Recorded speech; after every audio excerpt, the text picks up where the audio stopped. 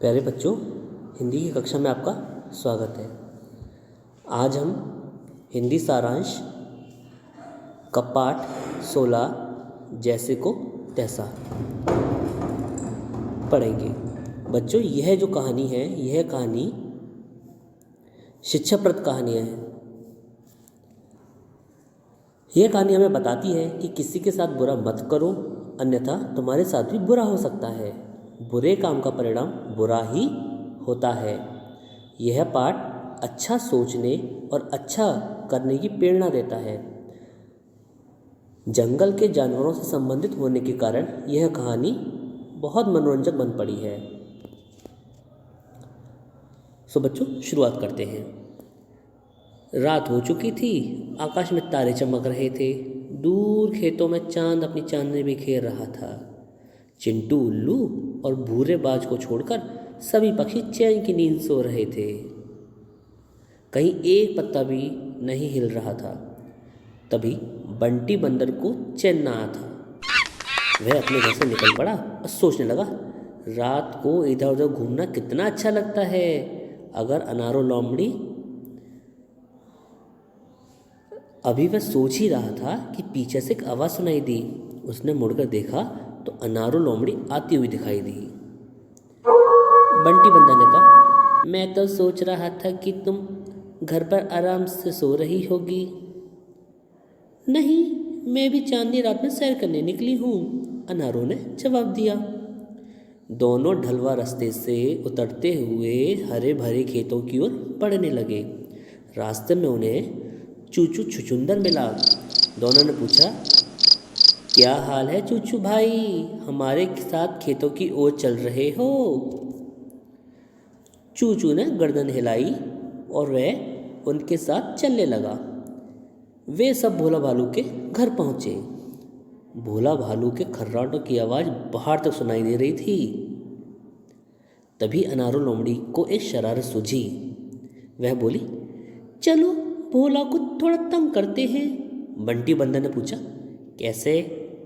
अनारो लोमड़ी बोली, यहाँ बड़ा सा पत्थर देख रहे हो ना, उसको लुढ़का देते हैं। इससे भोला भालू के घर का रास्ता बंद हो जाएगा, खूब मजा आएगा। भोला सवेरे घर से बाहर नहीं निकल पाएगा। बंटी बंदर और अनारो लोमड़ी ने मिलकर पत्थर को लुढ़का दिया। पत्थर ठीक भालू के दरवाजे पर जाकर ठहर गया। चूचू छुचुंदर को ये अच्छा नहीं लगा। वह दूसरी ओर मुंह करके खड़ा हो गया, जैसे उसने कुछ देखा ही ना हो। इस शरारत से अभी उसका जी नहीं भरा था। बंटी बंदर कहने लगा, चलो अब नीचे झरने पर जाकर बूढ़े उछलू मेंढक को जगा दें। अनारो लोमड़ी को यह बात ठीक लगी। दोनों झरने की ओर चल दिए, पर चूचू छुचुंदर वहीं पर खड़ा रहकर उन्हें देखने लगा। उनके जाते ही वह भोला भालू के दरवाजे पर अटके पत्थर के बराबर की जगह खोदने लगा। आवाज़ देने लायक छेद हो जाने पर उसमें मुंह डालकर उसने भोला भालू को पुकारा, पर उसके कानों पर जू तक न रेंगी। वह उसी तरह खर्राटे लेता रहा। चूचू छुचुंदर ने और जोर से आवाज़ लगाई। कौन है? भोला भालू ऊँगता हुआ बोला। क्यों रात को तंग कर रहे हो? चूचू छुचुंदर बोला, जल्दी आओ, देखो तुम्हारे दरवाजे का क्या हाल है। चूचू छुचुंदर चिल्लाया। भोला भालू किसी तरह नींद से उठकर दरवाजे के पास आया और उसे बंद देखकर गर्म होने लगा।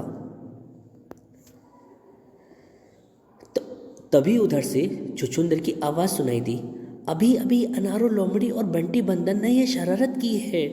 ऐसा करो, तुम उधर से पत्थर को धक्का दो, मैं इधर से खींचता हूँ। दोनों ने मिलकर पत्थर हटाया। चूचू छुचुंदर बोला, चलो अब अनारो लोमड़ी को उसके किए का फल चखाएं। दोनों ने मिलकर उस पत्थर को अनारो लोमड़ी के घर के दरवाजे पर अड़ा दिया। इससे अंदर जाने का रास्ता बंद हो गया। भोला भालू अपने घर लौट आया। चूचू छुचुंदर धीरे धीरे जंगल की ओर चल दिया। थोड़ी देर में वह बंटी बंदर की खोह के पास पहुंच गया। वहाँ चिंटू उल्लू बैठा था। उल्लू ने पूछा, क्यों भाई, कहाँ गए थे? चूचू चुचुंदर ने जवाब दिया, ऐसे ही जंगल में घूमने निकला था। इस खो में कौन रहता है?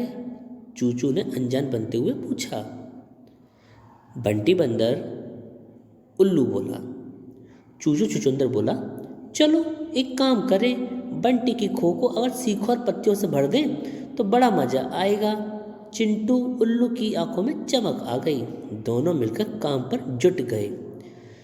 चूचू चुचुंदर ने सीकें और पत्तियाँ इकट्ठी की और चिंटू उल्लू ने उन्हें बंटी की खो में भर दिया। जब खो पूरी तरह से भर गई तो दोनों वहाँ से चुपचाप खिसक लिए। रात ढल चुकी थी, तारों की रोशनी फीकी पड़ गई थी। अनारू, लोमड़ी और बंटी बंदर थक कर अपने अपने घरों में सोने के लिए पहुँचे। वे सारी रात अपने द्वारा दूसरों के साथ की गई शरारतों को याद करके बड़े खुश हो रहे थे। घर पहुंचकर बंटी बंदर ने जब वहाँ की हालत देखी तो उसकी हंसी गायब हो गई। उसके साथ भी वही शरारत की गई थी जो उसने भोला भालू के साथ की थी। दूसरे पेड़ पर बैठा चिंटू उल्लू उसकी हालत पर हंस रहा था। तो बच्चों, आपने देखा कि किस प्रकार अनारू, लोमड़ी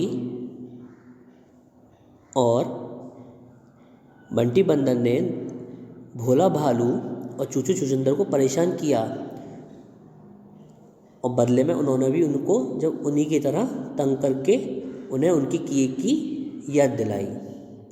तो हमें बच्चों ऐसा नहीं करना चाहिए कि हमें कभी किसी के साथ गलत शरारत नहीं करनी चाहिए, नहीं तो हमको वैसा भी फल मिलता है। हमें इस कहानी से यह शिक्षा मिलती है कि जैसे को तैसा, हम जिसके साथ जैसा करते हैं गलत काम, हमें भी वैसा ही फल मिलता है। बच्चों, अब आप इस पाठ को खुद पढ़ें और इस कहानी का आनंद लें। धन्यवाद।